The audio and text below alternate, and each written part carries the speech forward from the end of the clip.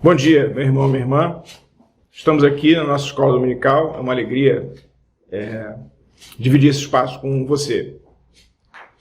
Nesse domingo, nós gostaríamos de falar de descanso. É interessante, eu me lembrei, algum tempo atrás eu estava conversando, me perguntaram, quando eu estava no primeiro grau, agora é ensino fundamental, né? Quando eu estava no primeiro grau, qual era a matéria que eu mais gostava de estudar? E eu respondi, com aquela sinceridade direta, digamos assim, que a aula que mais me agradava era o recreio. O recreio eu gostava bastante. De fato, lembro também da minha mãe, que teve, assim, uma missão complicada, né?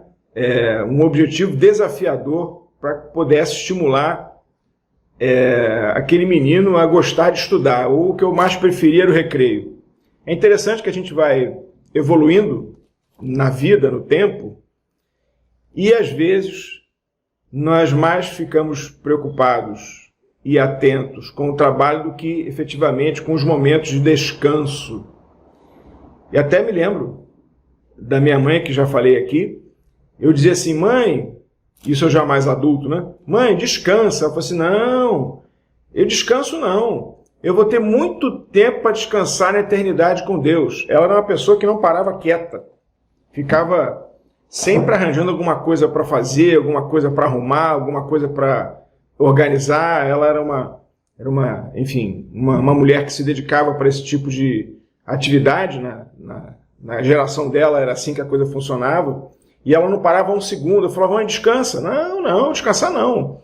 Vou descansar na eternidade. Vou ter muito tempo para descansar com Deus. Aqui eu quero trabalhar todos os momentos. E meus irmãos e minhas queridas irmãs, daquele garoto que gostava só do recreio, o tempo passou e a gente acaba, de alguma maneira, se aproximando daquela circunstância que a minha mãe viveu. Nós nos enredamos numa miríade, né?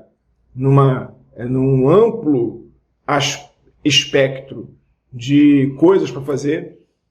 A modernidade chegou e com ela nós agora temos uma série de instrumentos que fazem com que nós fiquemos cada vez mais ligados ao trabalho 24 horas. É o celular, é o computador, é toda a estrutura e parafernália eletrônica que hoje nós não podemos dizer que não faz parte do nosso dia a dia. Nós ficamos ligados o tempo inteiro, o tempo todo, muitas vezes até nas férias, muitas vezes até em outras circunstâncias de pretenso lazer, e isso faz parte desse nosso mundo que acaba nos distanciando dessa ideia de que quem está descansando não está produzindo. Quem está relaxando não está fazendo nada de útil. E nós somos, muitas vezes, convidados a apresentar planilhas, apresentar resultados, apresentar metas, apresentar números. Nesse contexto todo, essa circunstância desafia a que nós pensemos na aula de hoje. A aula de hoje, portanto, da nossa escola dominical, ela vai tentar, de alguma maneira, nos colocar diante desse desafio de olhar para a nossa vida, refletir sobre a nossa existência e pensar se de fato e se de verdade nós estamos vivendo de maneira ampla aquilo que o Senhor colocou para nós. Esse confronto da mensagem da Palavra de Deus com o nosso estilo de vida, ainda que dentro da pandemia, a pandemia não diminuiu esse contexto. Talvez até isso merece uma reflexão talvez mais aguda, talvez até tenha maximizado, ampliado esse problema. Porque agora nós podemos eventualmente estar com uma restrição de movimentação fora da nossa casa, mas nós trouxemos o trabalho para dentro da nossa casa. Então, aquelas circunstâncias que eu cheguei em casa, posso tomar um banho, esticar as pernas e não fazer nada, isso não é rigorosamente o que nós vivenciamos nesse nosso mundo moderno. Seja através dos desafios que pontuei no início, seja através das circunstâncias que estamos passando, o fato é que nós temos que viver, aprender, temos que nos reinventar para o descanso. A aula da Escola Dominical hoje vai tratar dessa questão. É preciso que a gente saiba descansar. Pois então, nessa compreensão e nesse aprendizado, cabe uma pergunta. Minha irmã e meu irmão, você se acha melhor do que os outros?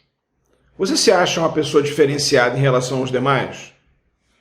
Desculpa, uma pergunta, enfim, talvez pudesse não ter sido feita, eu concordo em certo nível, mas muitas vezes essa nossa postura de não querermos nos permitir o descanso é algo muito interessante, porque às vezes ela está de maneira velada trazendo uma conduta de insubordinação contra a vontade de Deus. E muitas vezes, se eu me faço bem entender, nós estamos querendo ser melhor do que Deus. Veja, o livro de Gênesis, ele é o texto base para esse tipo de reflexão. Lá no capítulo 2, depois que Deus encerrou a criação, todos conhecem esse texto, ele faz parte aí daqueles textos que são do nosso domínio com muita tranquilidade, né? Diz o capítulo 2, né? Assim, pois, foram acabados os céus, a terra e todo o seu exército. Versículo 2. E havendo Deus terminado no dia 7º a sua obra que fizera, descansou neste dia e de toda a sua obra que tinha feito. E abençoou Deus o dia 7º e o santificou, porque nele descansou de toda a obra que como Criador fizera. Minhas irmãs e meus irmãos, não querer descansar, não se permitir o descanso, pensa nisso. Será que eu estou exagerando? É possível, mas eu queria que você pensasse nisso. Talvez isso possa, de maneira dissimulada, estar, digamos assim, tendo uma postura, tentando escamotear uma postura de nós nos acharmos melhores do que Deus. Porque se Deus descansou, e nós? Por que não descansamos? Somos melhores do que eles? Do que Deus? O Pai, o Filho e o Espírito Santo? Será que se Deus descansa, e veja, Ele santificou o dia do descanso. O descanso não é algo banal. O descanso não é algo circunstancial. Ele não é um subproduto da nossa atividade. Nós fomos criados para descansar. Nós fomos criados para usufruir da bênção do descanso. E é curioso que quando nós nos negamos a essa possibilidade, isso se coloca em confronto com aquilo que o próprio Deus fez. Então, não sei, vale a pena pensar por essa perspectiva, não querer descansar, não se permitir o descanso, ficar cada vez mais buscando uma outra meta, um outro objetivo, alguma coisa a ser feita. E veja, meus irmãos e minhas irmãs, não há, em princípio, nada de ruim em termos metas, de termos objetivos, deles exigirem a nossa intensa dedicação. Não há problema quanto a isso. A questão é quando eles se tornam o centro da nossa vida. Se eu posso utilizar um jogo de palavras que eventualmente traga a visão do que quero compartilhar, uma coisa é ter um trabalho para fazer. Outra circunstância é o trabalho ter você. E tem pessoas que vivem reiteradamente reiteradamente envoltas, serviçais àquele trabalho. Ora, é natural, meus irmãos, o trabalho ele é terapêutico, o trabalho ele abençoa, mas nós não podemos, em absoluto, nos permitir essa postura que o próprio Deus não se permitiu, se eu posso dizer assim, porque Deus, depois de todo o seu trabalho, de todo o ato criativo, Deus descansou. E é muito interessante como muitas vezes nós fazemos 2, 3 coisas ao mesmo tempo, estamos sempre buscando mais e mais e não queremos viver uma vida de descanso. O descanso tem o seu momento. Há tempo para todo propósito debaixo do céu. Só ficar trabalhando, como diz o escritor do Eclesiastes, é correr atrás do vento, é estimular a vaidade. E nessa proposta que eu estou trazendo, quem sabe não é um ato de se insubordinar contra Deus, de se achar melhor do que Deus.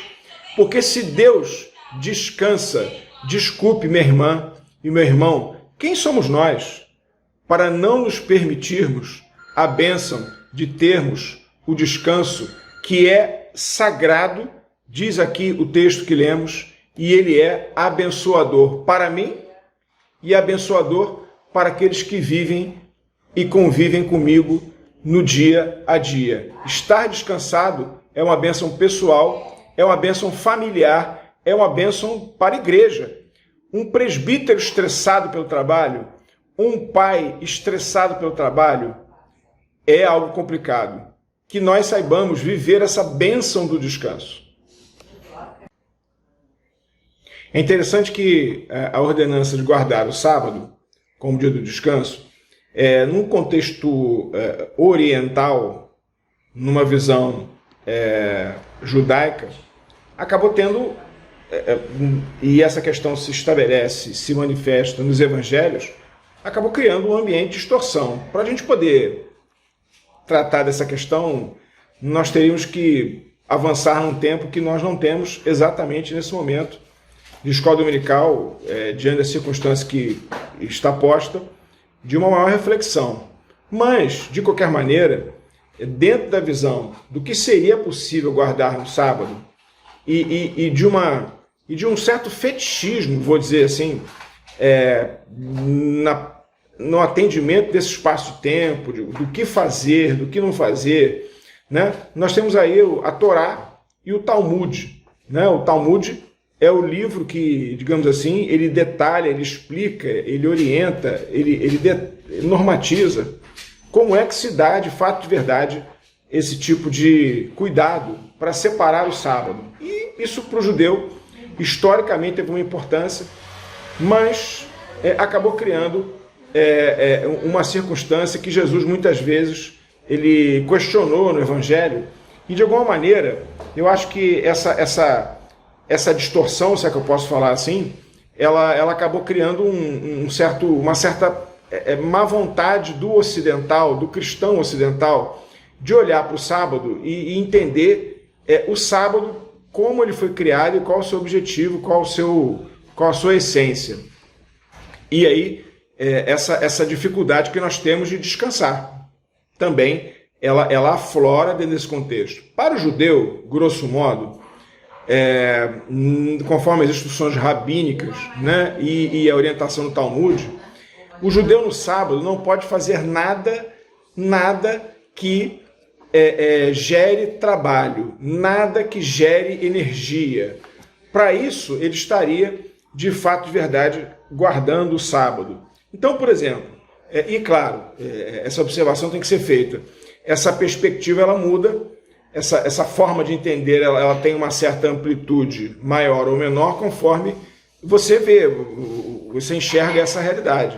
Nós temos judeus chamados religiosos e judeus chamados não religiosos. Enfim, para aqueles que são chamados religiosos e não gostam de ser chamados de ortodoxos, nada que produz trabalho, nada que produz energia pode ser feito no sábado. Então, por exemplo, o judeu no sábado, Ele não pode acender luz na casa dele.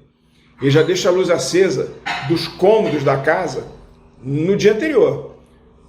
E ele vai ficar o sábado o dia inteiro com a luz acesa, da sala, do quarto, ou o que ele for. Se for um dia de calor, ele vai deixar o ar-condicionado ligado no dia anterior. Porque ele não pode ligar e desligar o ar-condicionado no dia do sábado. Ele não pode atender telefone, ele não pode andar de elevador. Se ele, por exemplo, morar num prédio e o seu apartamento for no 10º andar e ele precisar descer, ele vai ter que descer os 10 andares e vai ter que subir os 10 andares. O judeu, por exemplo, ele coloca preso na calça com um elástico a chave, porque ele não pode abrir a gaveta para pegar uma chave, isso é trabalho, né?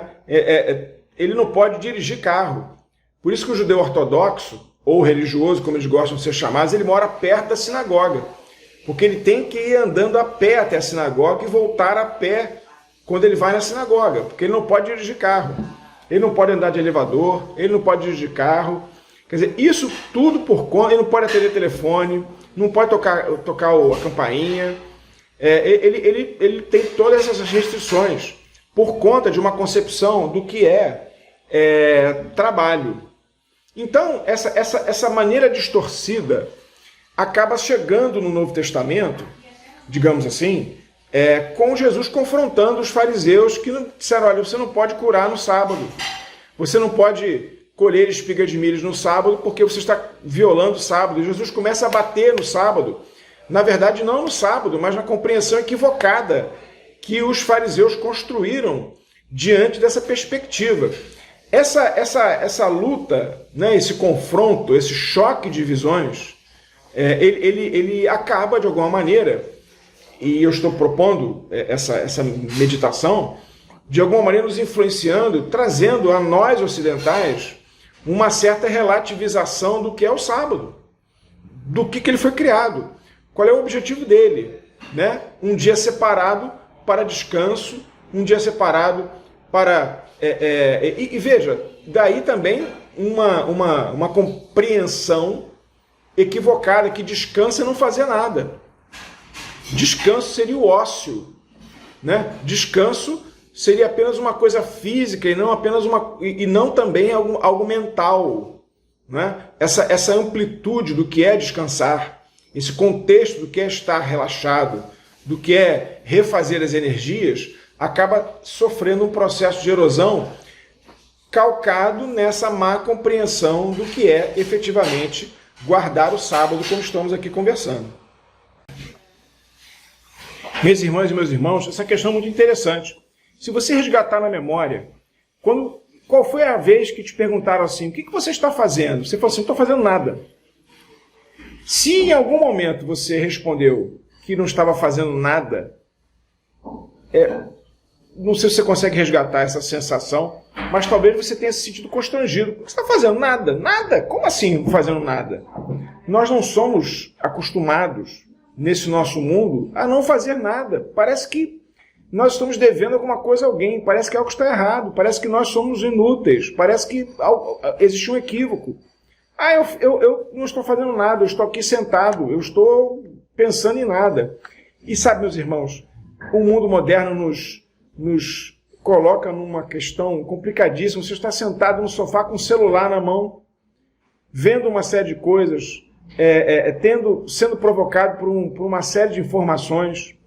E mente vazia, nós aprendemos que é oficina de Satanás. Então, nós parece que demonizamos ficar com a mente vazia.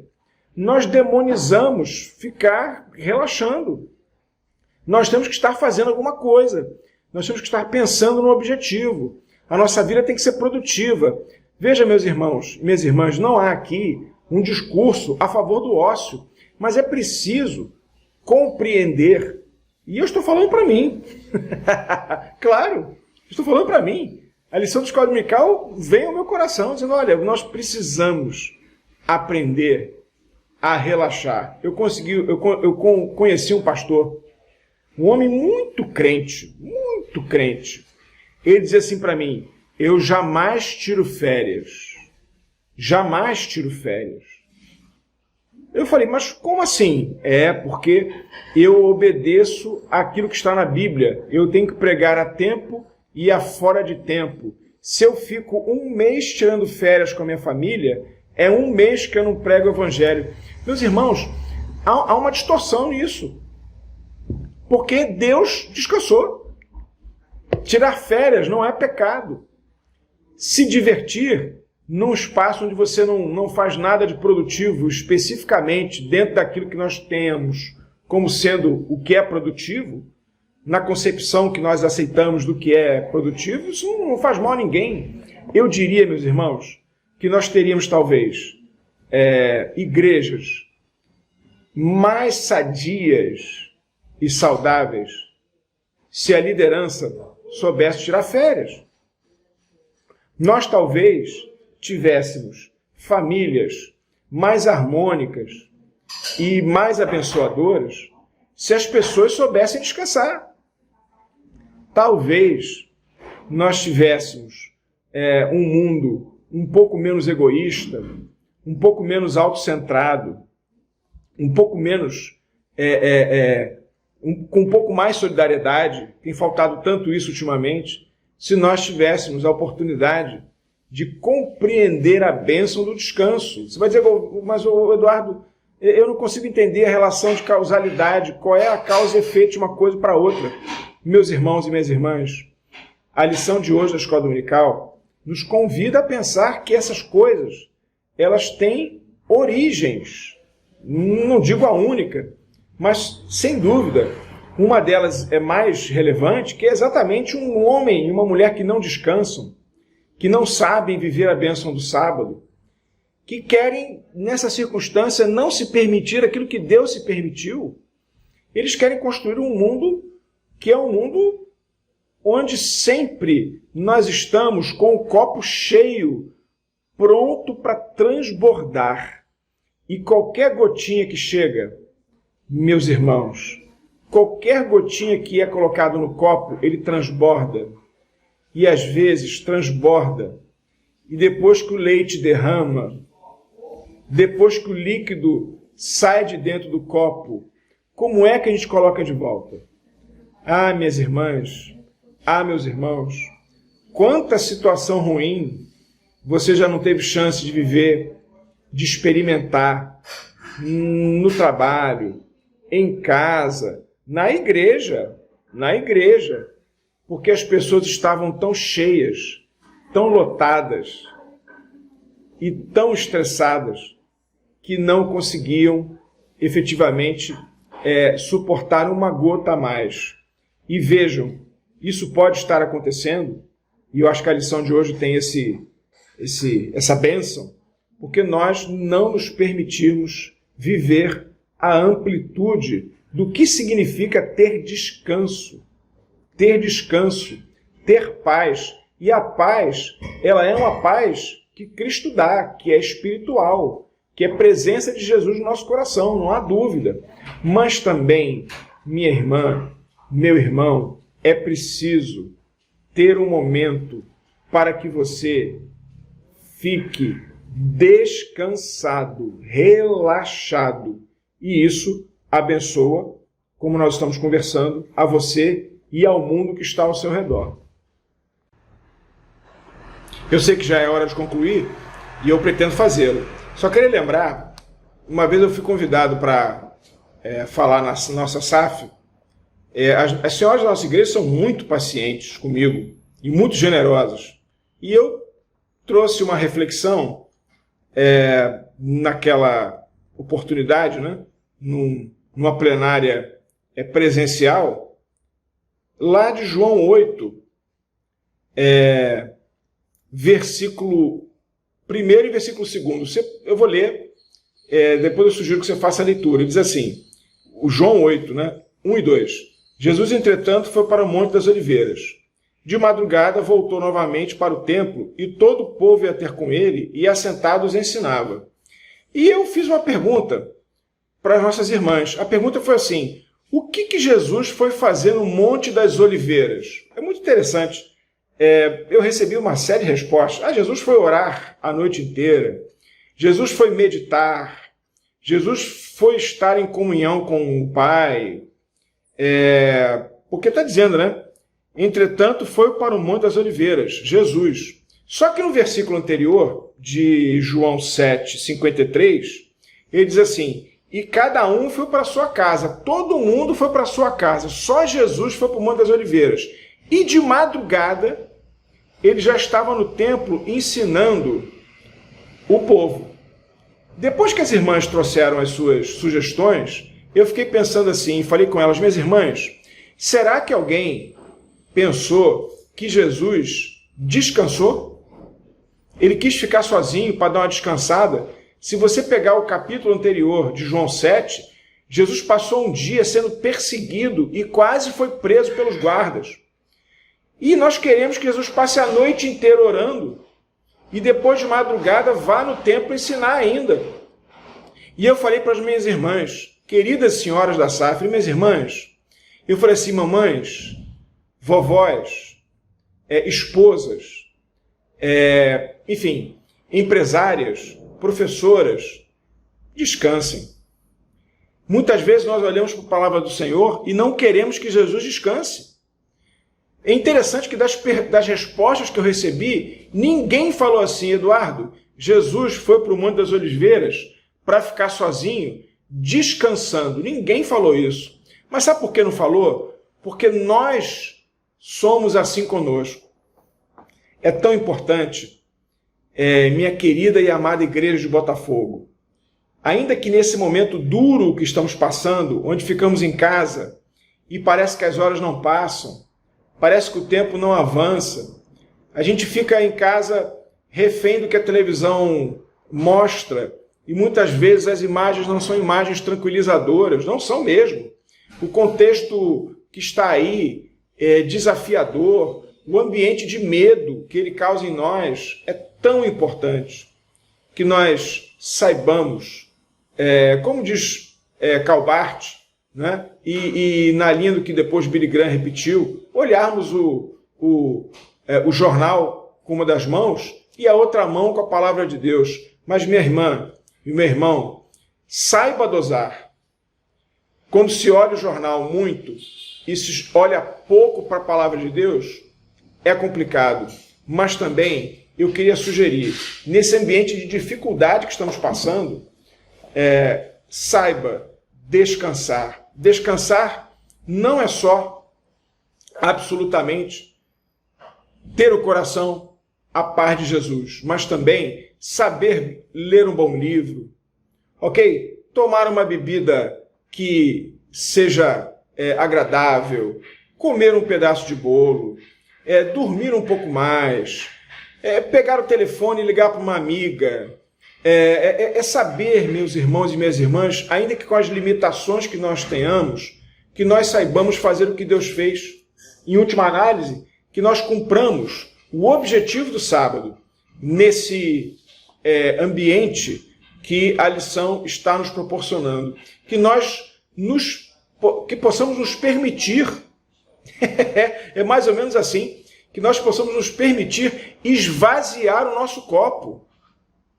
Porque quando nós esvaziamos o nosso copo do nosso ego, nós permitimos ouvir as pessoas, nós permitimos uma convivência melhor com aqueles que estão próximos, com aqueles que são mais caros do coração.